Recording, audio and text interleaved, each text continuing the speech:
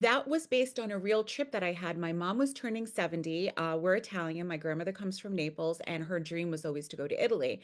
And my niece at the time was 15, and she was studying Italian. And my godmother had gone there once and loved it more than anything. I had done a tour early 20s with my girlfriend, so I had always wanted to go back. We decided for my mother's 70th, we were going to take three intergenerational women and leave the men at home with the kids. I had two boys in diapers at the same time, and take a 15-day tour through Italy.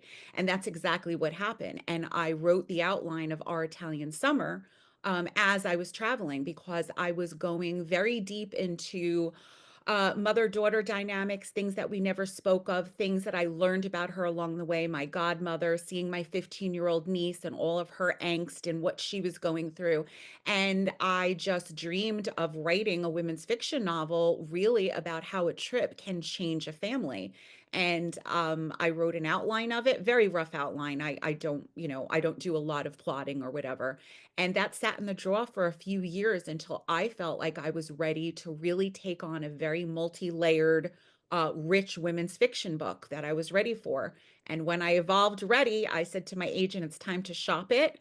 Happened that the market was ripe for it. And it was to me inundated, which don't get me wrong, I love a good beach book, but like beach books were everywhere. And I said, what I'm not seeing is Italy as like the new beach market, where an adventure to Italy really is the crux to change the female character. So I signed a contract with Berkeley, and they said, we're going to brand you the Italy author. And we said, we're going to make a Meet Me in Italy series where it's just standalone women's fiction books. And the only thing they have in common, though, is that Italy, different parts of Italy, changes them. I feel like each one of my books is like my children. And I know we've heard that so many times, but it is true. I love them, but they're all different. And some are easier than others, and some you like more than others, though you love them all because they have come from you. But Love Letters was interesting because after Our Italian Summer, I was kind of like, what am I going to do now? And they were asking for the outline for the book so I can write it. And I had come up with a little blurb, and they were like, okay, go write it. And then I was like, oh, I don't know what these secrets are. I don't know what my story is. And so I was writing towards a scene. My goal for that was for it to be one of the most epic love stories that takes place from an 18-year-old young all the way till when they're old, and a love story that has a lot of regrets and real life stuff. I wanted to write one of those really big, Madison, Bridges of Madison County and The Notebook. So that was really my intention there. And when I dug in, I decided to set it on to Positano, Italy, and I did tons and tons of research. But what was interesting about that book is I was writing to reach a scene that the entire book was inspired to, where my hero shows up much older years later and knocks on the door, and these three sisters open it, and it is their mother's lover, their hidden this hidden love affair that she's had since she was 18, not their father. And the mystery was solved about who he was. And I just kept seeing this scene playing over and over in my head. So for me, my plot was how to get to that scene. And I just wrote towards that. I'm a messy writer. I go with flow. I'm one of those, pantsers. And so for me, the love letters was also, I wanted to get back to a written tool of technique to connect people outside of the phone and stuff like that. So setting a book back in the days, the archaic days when we didn't have cell phones and everything, was absolutely perfect to bring their love story to fruition. Because when I visited Lake Como and we went around the lake, all I saw were these villas of millionaires and billionaires and these kind of like movie stars. And to me, it gave this flavor. And then the towns around it was so traditional and beautiful and connectedness. But then you have these villas where these stories are playing out and they're mysterious and you don't know what's behind these glamorous things. So I thought to myself, I wanted to explore friendship in that thing. Each book has a theme. And so that book was all about friendship, toxic female friendship. Female friendships are very up and down. It's a roller coaster.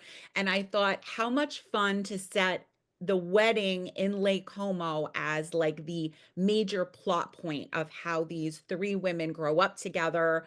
They're like found family, and then something in the group rips them apart. But this wedding brings them together. And just like you said, it's a great plot point for like movies and books. I mean, who doesn't love a wedding?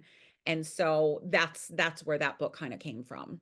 To Sicily with Love comes February 18th. Sicily had to be the destination because I wanted a very small traditional town, really steeped in tradition, that's untouched from almost the modern world.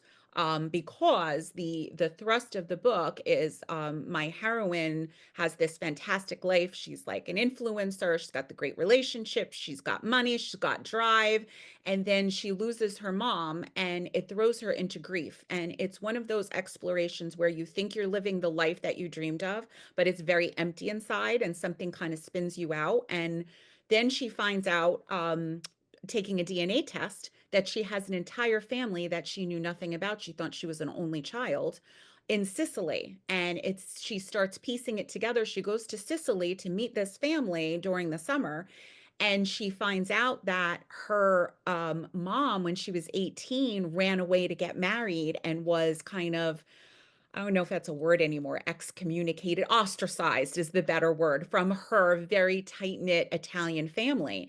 And so she is meeting all these new cousins and her grandparents and finding out she has this entire heritage that she never knew about. And so that's the vehicle. And so for Sicily, it was perfect. I did a lot of research, and Lucca was the perfect little town, kind of untouched by time.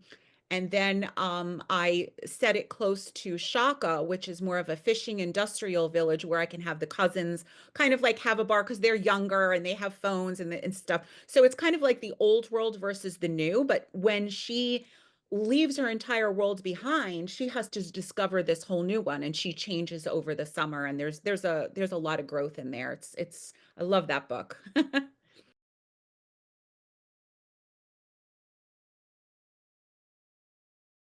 That was my most fun book because, I do so much research for careers. Like, I mean, I remember I wrote a book and he was an astrophysicist, and I begged him, please don't be an astrophysicist because I do not want to research this and I don't want to get in your head and I don't even want to write this. But, my character speaked with me. So when I knew that Aspen was a writer, I got so excited because I wanted to play with the one hit wonder one. I would be watching all these videos on TikTok or whatever, and I would see like an author would be well known for like one book or series, and then they would put out all these other books, and nobody really cared. They were like, "This is the only series I ever want to live with or write." And I thought, how frustrating where because as a writer, your books do get better. You get better as you write. But what if your fans were so stuck on this one book and you can never kind of like evolve your career? And then you figure out, oh my God, I wrote that one book because my life was in tatters and my heart was broken. So maybe I can't write a book unless I'm heartbroken and I'm pouring all these raw emotions into it. So she's like, holy mackerel, I've got to go find a heartbreak. I've got to like annihilate myself so I can get back in touch with my creative side. So that was kind of like the inspiration of Aspen and her journey in the Outer Banks, and fake dating this man so her heart can be broken and she can write her next bestseller. It's so much fun because everybody has been writing me that they want to see more of the secondary characters. And of course, I dropped a major cliffhanger there with Aspen's sister Sierra and the hero's best friend, that they had known each other beforehand, that the readers got at the very last type of chapter. So everybody was just like dying to hear their stories. So what I loved is to continue in that world and see Aspen and Brick, their forward journey, but really focus on the sister Sierra and her life. I mean, their parents were killed in a plane crash when they were young, so they're orphans, and she's divorced and her husband was cheating on her, and she's got this small store that she's passionate about, and she's really changed and evolved into her life, but she's lonely. So I don't want to give too much away because there's lots of fun surprises along that book, and I think everybody's just gonna to really love it. The Reluctant Flirt comes out in July, and then the third book in the Red series, Covet, comes out Labor Day weekend. So I'm kind of covered for this year in women's fiction, romantic comedy, and like super angsty, spicy. So it's kind of nice that I've got all of those, worlds in. And to tell you the truth, it's very exciting time because I can't remember the last time I was not under contract for something. And fates have aligned where some people could say it's terrifying because I'm not under contract, but I am very excited about not being under contract. It means I need to take a break these next 2 months and really decide. I have three big proposals out. I have three ways that I can go, and it's time to kind of decide what I want to do. I may do another nonfiction book. I'm thinking about doing a writing course and putting some passion back into my nonfiction. I want to be led from what is coming from me and then find the publishers rather than will you publish me? Will you publish me like where writers look to be employed. I just feel like I have a lot more options, and so I want to kind of like dig in. So that's what's for 2025, which means 2026 is a work in progress, and we shall see.